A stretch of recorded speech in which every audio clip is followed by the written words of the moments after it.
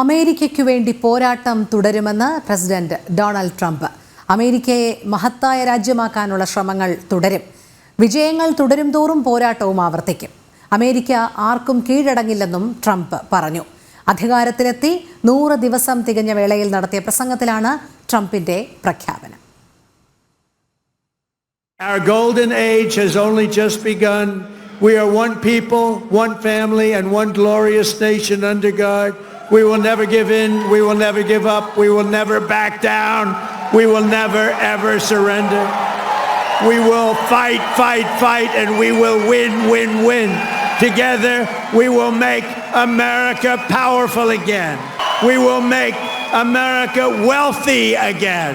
We will make America healthy again. We will make America strong again. We will make America proud again. We will make America safe again. And we will make America great again. I love you, Michigan. I love you. Aison Jose ചേരുന്നു. Aison, Donald Trump അധികാരത്തിലെത്തി 100 ദിവസം തികഞ്ഞ വേളയിലാണ് ഈ ആവേശകരമായ പ്രസംഗവും പ്രഖ്യാപനവും നടത്തിയിരിക്കുന്നത്. അമേരിക്കയ്ക്കു വേണ്ടി പോരാട്ടം തുടരുമെന്നും അമേരിക്കയെ വിജയത്തിലേക്ക് മഹത്തായ രാജ്യമാക്കാനുള്ള ശ്രമങ്ങൾ തുടരും എന്നുമാണ് ട്രംപ് പറയുന്നത്. വളരെ നിർണായക നീക്കങ്ങളാണ് നമുക്കറിയാം ട്രംപ് അധികാരത്തിലെത്തിയതിനു ശേഷം പടിപടിയായി നടത്തിക്കൊണ്ടിരിക്കുന്നത്. എന്തായാലും ആ ശ്രമങ്ങൾക്ക് മുന്നോട്ട് പോകും എന്നുള്ള ഉറച്ച പ്രഖ്യാപനം തന്നെയാണോ ട്രംപിൻ്റെ ഭാഗത്തു നിന്നും ഉണ്ടാകുന്നത്? തീർച്ചയായും രോഹിണി, ആ ശ്രമങ്ങളുമായി മുന്നോട്ട് പോകുമെന്ന് ഉറച്ച പ്രഖ്യാപനം നടത്തുമ്പോഴും അദ്ദേഹം പറയുന്ന മറ്റൊരു പ്രധാനപ്പെട്ട കാര്യമുണ്ട്.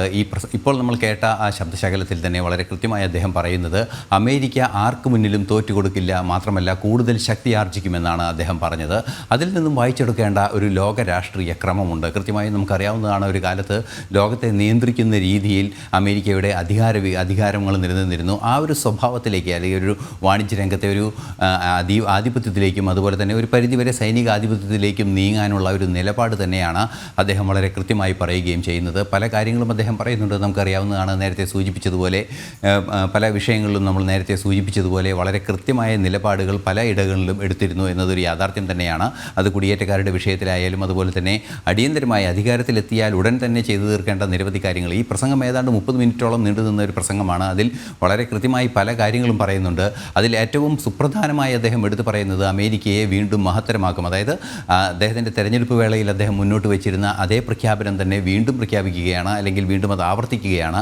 100 ദിവസം തികഞ്ഞ വേളയിൽ, അതായത് നമുക്കറിയാം ജനുവരി 20-നാണ് അദ്ദേഹം അധികാരത്തിലേറ്റത്. 100 ദിവസം തികഞ്ഞ വേളയിൽ മിഷിഗണിൽ നടന്നൊരു പൊതുയോഗത്തിലാണ് ഇത്രയും ആത്മവിശ്വാസം നിറഞ്ഞ ഒരു നിലപാട്, കൃത്യമായ നിലപാട്. ആരുടെയും മുന്നിൽ തോറ്റുകൊടുക്കില്ല, കൂടുതൽ ശക്തരായി അമേരിക്ക മാറും, ഒരു മഹത്തരമായ രാജ്യമായി അമേരിക്കയെ മാറ്റും, അമേരിക്കയുടെ ആരോഗ്യസ്ഥിതിയും അമേരിക്കയുടെ സാമ്പത്തിക സ്ഥിതിയും എല്ലാം തന്നെ വൻതോതിൽ ഉയർത്തും. അതുപോലെ തന്നെ കുടിയേറ്റക്കാരുടെ വിഷയങ്ങളെല്ലാം തന്നെ ഈ പ്രഭാഷണത്തിൽ പരാമർശിച്ചിരുന്നു.